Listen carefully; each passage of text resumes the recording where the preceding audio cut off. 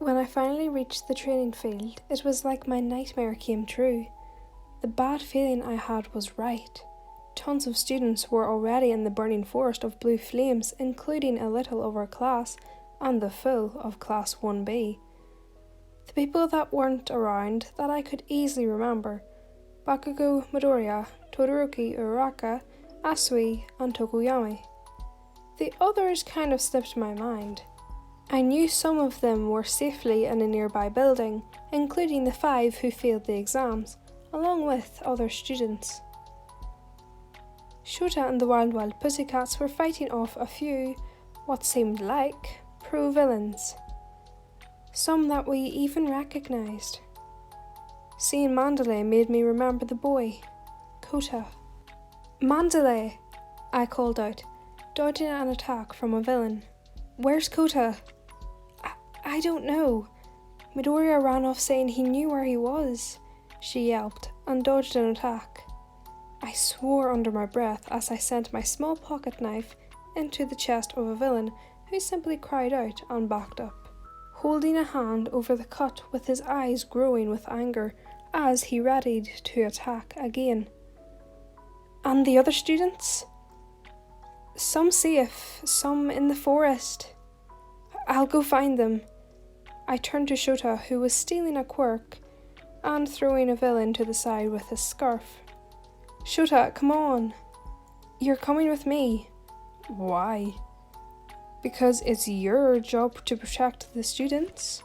Shota looked at Tiger and he nodded, telling him that they had this fight.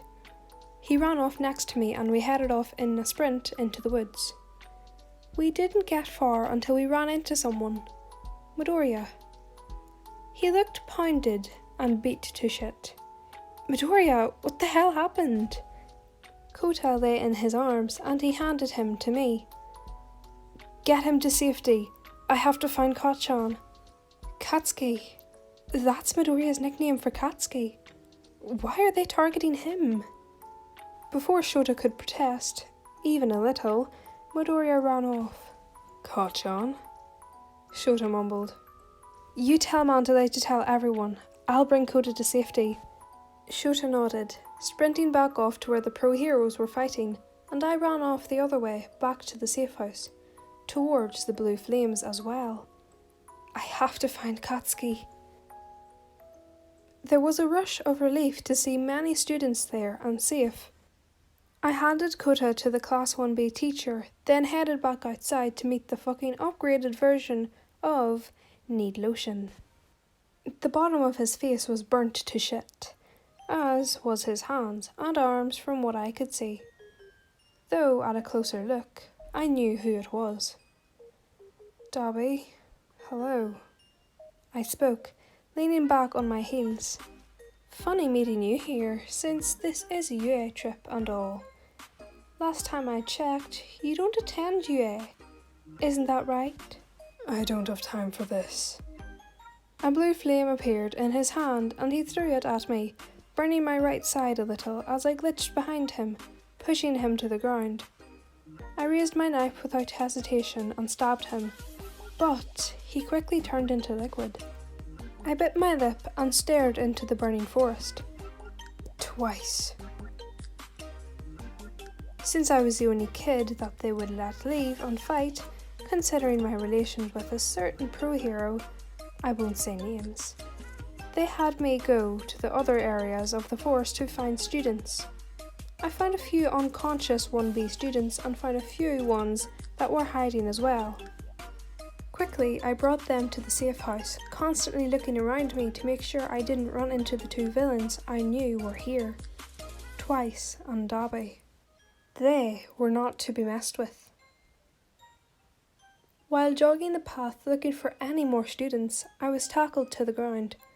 A needle was quickly stabbed in the side of my neck, and blood was taken from me before I could even comprehend. Too much blood, and too quickly. I felt myself not being able to glitch away from the quick withdrawal. Looking up at her, she was clearly a psychopath, which reminded me of another psychopath, Stain. I dug my fingernails in the dirt, concentrating and glitching to a nearby tree. After hard concentration, I successfully glitched and grabbed the tree for balance as I leaned over, catching my breath. "What the hell, lady?" I yelled, slapping a hand over my neck.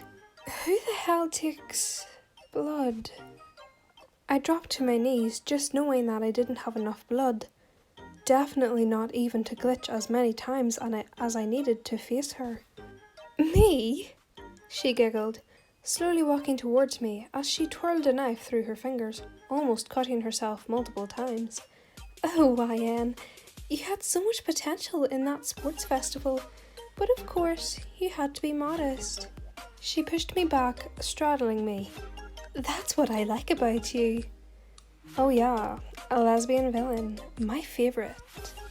I grabbed her arm when it tried to stab my neck with a needle, using all my strength to hold her back.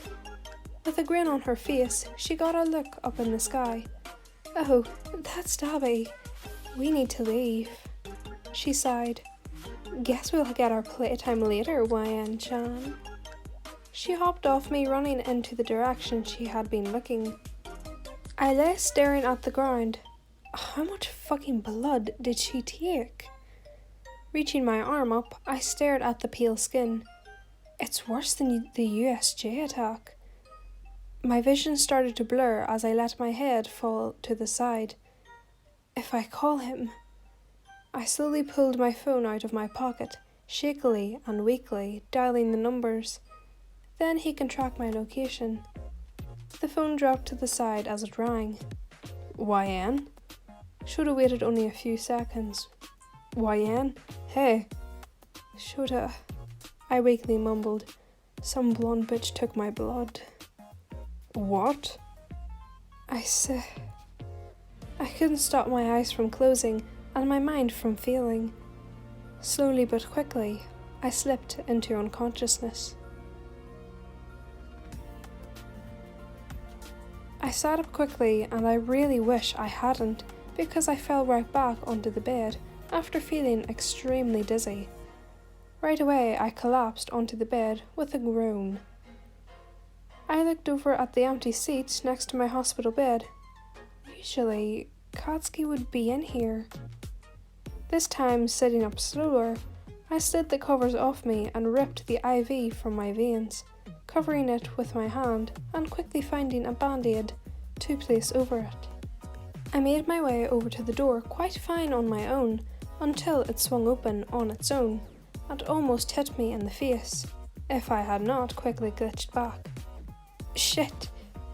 I fell to my knees, clutching onto the bed railing beside me. "Why, Hen, what are you doing out of bed?"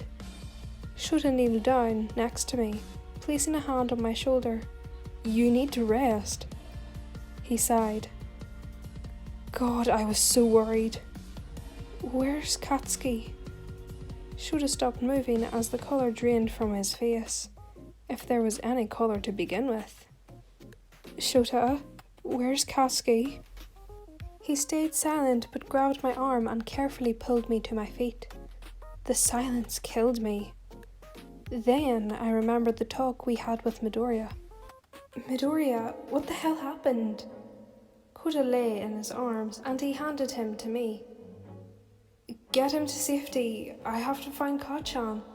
That's their goal. Kidnap Kachan." "Katsuki? That's Midoriya's nickname for Katsuki. Why are they targeting him?" No. I mumbled, stumbling back onto the bed. "Are you fucking shitting me?" I ran my hands down my face as I felt the tears start to swell up in my eyes. They have him, don't they? Oh my god. "YN, I'm sorry. Anybody else taken?" "He's the only missing student." "Just him?" I mumbled. "He can take care of himself until we find him." "You're not going anywhere." "My quirk could be used to get him in and out fast." "You're low." "I'm just weak. I can easily be powered back up like Kaminari with a wall socket." "You're not going. The pro heroes already have a plan." Shota began to walk out, but I glitched in front of him, trying my hardest to stand straight. I grabbed onto the collar of his shirt and yanked him towards me. Count me in.